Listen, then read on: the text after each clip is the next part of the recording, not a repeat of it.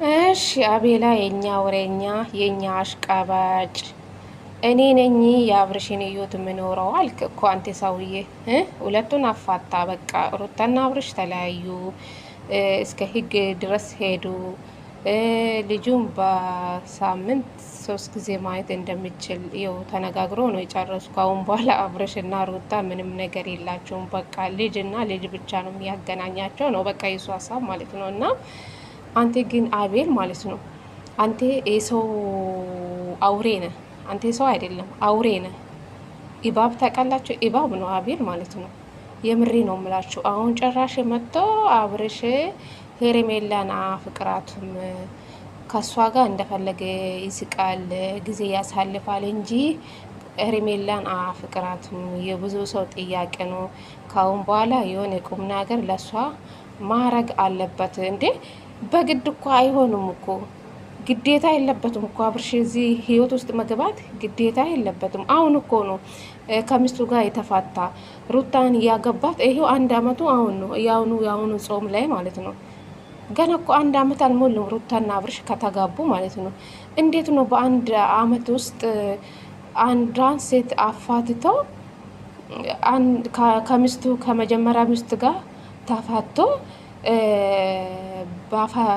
ሩታና አብርሽ በተፋቱ አመት ሌላ ሴት መጣ የፍቅር ጥያቄ የሚቀበለው የትኛው ሀገር ሰምተን እናውቃለን? ጋይስ በጣም ከባድ ነው፣ በጣም ከባድ ነው።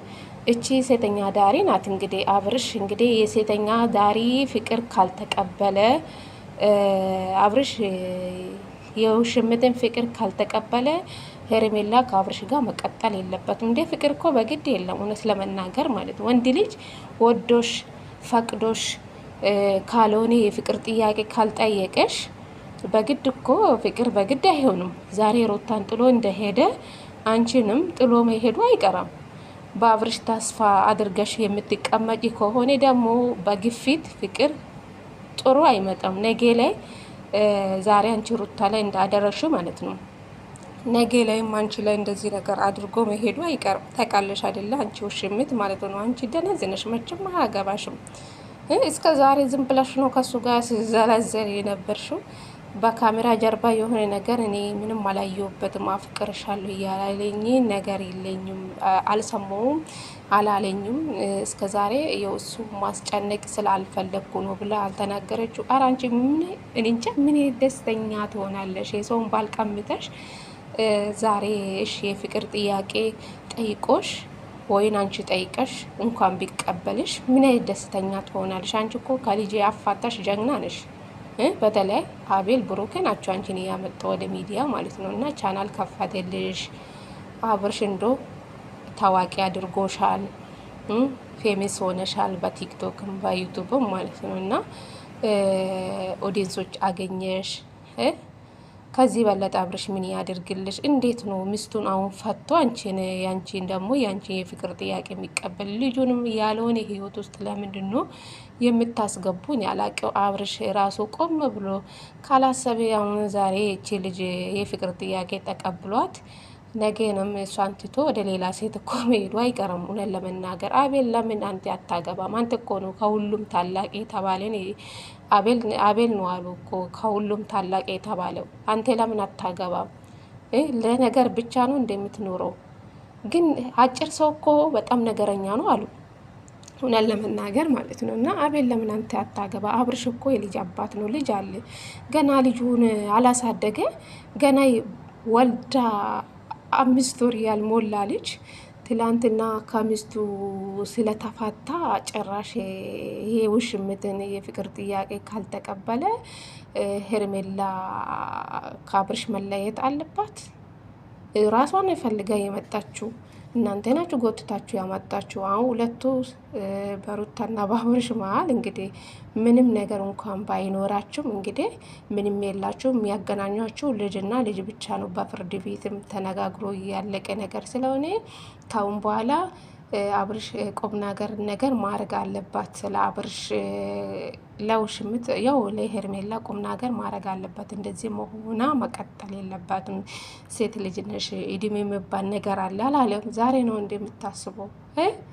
ትላንትና በህግ አብርሽ ለሩታ ልጅ ስለመለስ ዛሬ ደግሞ አንተ ቪዲዮ ሰርታ ከውሽምት ጋር መታ ግዴታ የፍቅር ጥያቄ አቅርቦልሽ በቃ ከሱ ጋር መሆን አለባቸው አልክ። አንተ ምን ቤት ነህ ግን አቤል ማለት ነው። አረ ጉድ ነው። አረ በእውነት እኔ እንጃ። አብርሽ ግን ፈጣሪ ከእንደዚህ አይነታ ነገር ይጠብቅ ነው የምልህ። እኔ ቢሆን ሁሉም ነገር እኔ አስቤበት እኔ ያላሰብኩ ነገር ውስጥ መግባት አልፈልግም። እውነት ለመናገር አሁን ከሩታ ጋር ተፋትቼ እንዴት ነው ገና እቺ ልጅ ካመጣችው 7 ወር ሞልታለች። እንግዲህ ሄርሜላ ማለት ነው መታ በ7 ወር የፍቅር ጥያቄ ግዴታ አብርሽ በእናንተ ግፊት የውሽምት ፍቅር መቀበል አለበት ወይ እሷ ናት መጠየቅ ያለባት? አሁን ነገሩ ባለፈው ለምናለች ቀለበት ወይን አድርጋለኝ የሰው ልጅ ቀለበት ሳይሆን ልቤሽን በኔ ይሰሪ አላት እኮ።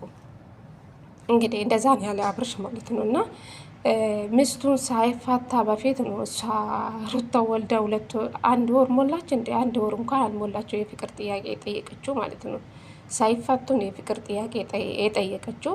እንግዲህ ይኸው እዚህ ደረጃ ላይ ያደረሰችው እሷ ናት። ግን አብርሽ ከእሷ ጋር ይቀጥላል ማለት ዘበት ነው። ወንድ ልጅ እናንተ ሲያፈቅር ነው እንጂ እናንተ ወዳችሁ በግድ ከኔ ጋር ሆና ማለት በጣም ከባድ ነው። ነገ አንቺን ጥሎ መሄዱ እኮ አይቀርም። ልጁና ሚስቱን ትቶ የሄደ ሰውዬ አንቺም ነገ ትቶ ይሄዳል። ገባሽ? ፍቅር እኮ ቀላል አይደለም። ቃል መግባት ፍቅር ትርጉሙን ታውቃላችሁ? ግን የቡታየራ ወንዶች ምን ታውቃላችሁ? ከሴት ቄጥቄጥ እንጂ ምን ታውቃላችሁ? ግን ለምን ልጁ ያለውን ነገር ውስጥ የምታስገቡ? በግዴታ እሱ ፈቅዶ ወዶ ቢጠይቃት እሺ ችግር የለውም። ይሄ እናንተ ያስገድዳችሁ ነው እንዴ? አብረሽ የፍቅር ጥያቄ ሄርሜላ የሚቀበለው? አረ ምን አይነት ጊዜ ላይ ደረስን? ጉድ እኮ ነው ይሄ። ደግሞ አቤል የሚባል ሰውዬ እናንተ ግን ህይወት የላችሁም። በግድ ከሚስቱ ከተፋታ ግዴታ ከሄርሜላ ጋር መሆን አለበት፣ ከሄርሜላ ጋር መውለድ አለበት። ፈጣሪ ሆይ አረ ከዝሙት ምን እንማር ጋይስ? ከዝሙት ምንድን ነው የምንማረው? ምንማር ነገር የለም እኮ በቃ እኔ እንጃ። ኮሜንቶቹን ገብታችሁ አዎ ልክ ነው አቤል፣ አዎ ልክ ነው፣ አፍቅራቱም አይሆንሽም፣ አብርሽ አይሆንልሽም፣ ይቅርብሽ የሚሉም ኮሜንቶች አየሁ። አሬ እናንተስ በተመልካች ነው እንደ ሩታና አብርሽ እኮ በተመልካች ግፊትን የተጋቡ በአመቱ ተፋቱና ይሄ ውሽምት የፍቅር ጥያቄ ጠየቀችው። ይሄው ግዴታ በአመቱ ሩታን ባገባ በአመቱ የሌላ ሴት ፍቅር መቀበል አለበት ማለት ነው። ግዴታ ነው መሰለኝ። በአብርሽ ጓደኞች ግፊት ነው አብርሽ ወደዚህ ሴት የመጣ ማለት ነው፣ ወዶ ሳይሆን ማለት ነው። ይሄ ለነገ ለሱም ላይ አደጋ ነው ብዬ አስባለሁ። ቤተሰብ ልጁን ሳያሳድግ ወደ ሌላ ሴት መሄድ በጣም ነውረኛ ስራ ነው። ቆይ ቤተሰብ የላችሁም? ግን የሆነ እኮ ቤተሰብ እኮ ይመክራችኋል፣ የሆነ ነገር ይላችኋል። እናንተ ግን ሄርሜላ ግን ጠብቅ፣ ይሄ ስራሽ ነው የምታገኙ በነገሩ ላይ። ገባሽ አይደለ? ይሄ ከህፃን አባቱን ነጥለሽ የራስን ካላደረግኩ ያልሽ ሴት ነሽ። ግን ነገ በራስሽ ጠብቂ ማለት ነው ምን እንደሚያደርግሽ። ወንድ ልጅ ረግጦሽ ይሄዳል። ጠብቂ።